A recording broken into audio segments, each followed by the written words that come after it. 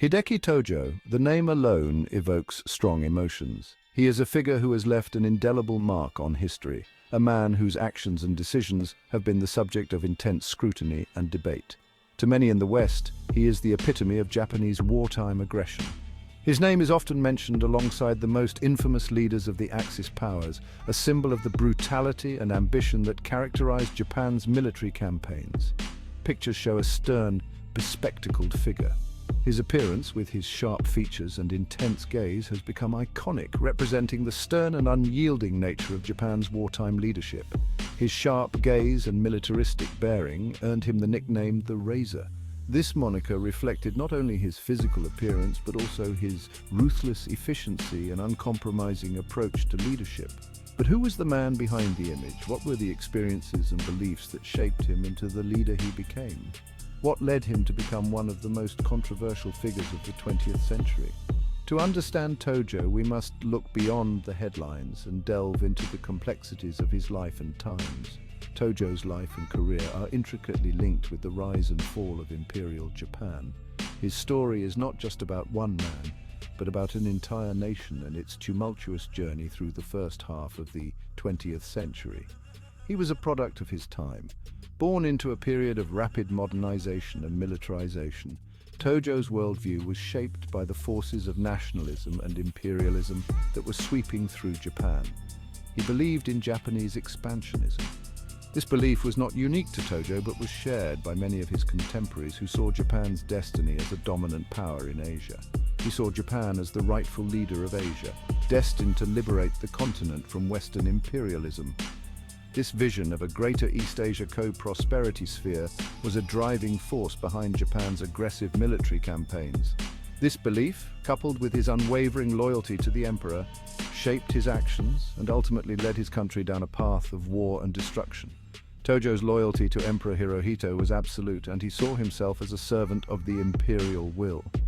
To understand Tojo, we must understand the forces that shaped him. We must explore the cultural, political, and social context of early 20th century Japan. We must delve into his early life, his military career, and his political ascent. From his education at military academies to his rise through the ranks of the Japanese army, each step of his journey provides insight into the man he would become. Only then can we grasp the magnitude of his decisions and their impact on Japan and the world.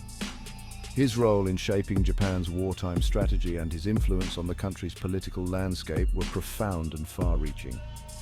His story is a cautionary tale, a reminder of the dangers of unchecked ambition and the devastating consequences of war. The legacy of his leadership is a testament to the destructive power of militarism and the human cost of conflict.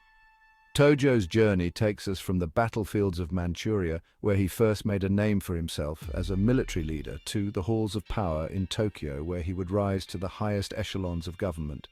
It's a story of ambition, ideology, and ultimately tragedy.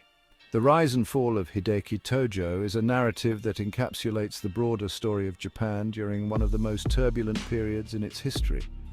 It's a story that forces us to confront the complexities of war and the enduring legacy of one man's actions. As we reflect on Tojo's life, we are reminded of the profound impact that individual leaders can have on the course of history and the importance of understanding the past to inform our future. Hideki Tojo was born in Tokyo in 1884, the third son of a lieutenant general in the Imperial Japanese Army. His early years were marked by the influence of his father's military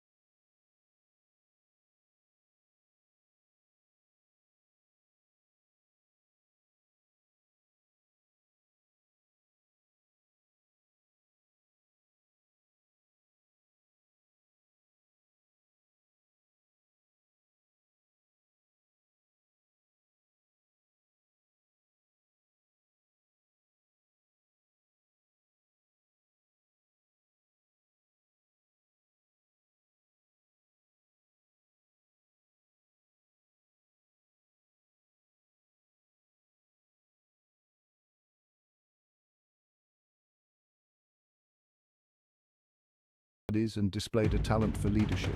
His instructors noted his ability to command respect and his keen understanding of military strategy. Tojo's dedication to his studies was unwavering, and he quickly rose through the ranks.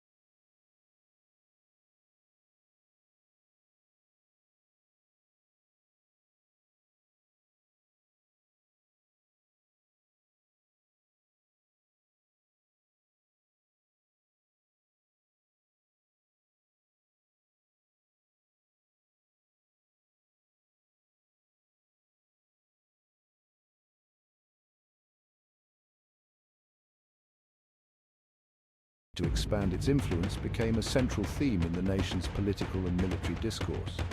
Young officers like Tojo were taught that Japan had a right and duty to expand its influence in Asia.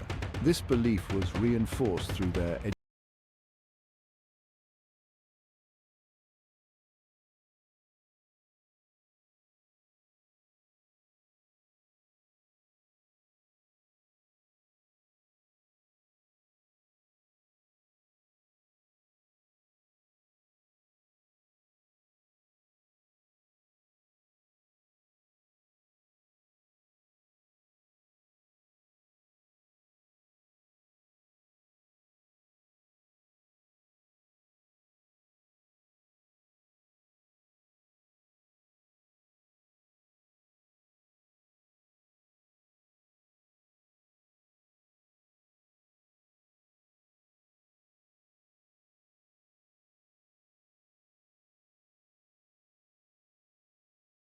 future. In 1931, Japan invaded Manchuria, a resource-rich region in northeastern China. This invasion was not just a random act of aggression, but a calculated move driven by Japan's need for natural resources and living space for its growing population. The region's vast reserves of coal, iron, and other minerals were seen as essential for Japan's industrial growth and military expansion. This event, known as the Mukden Incident, marked a turning point in Japan's foreign policy and provided Tojo with his first major opportunity to shape events on the world stage.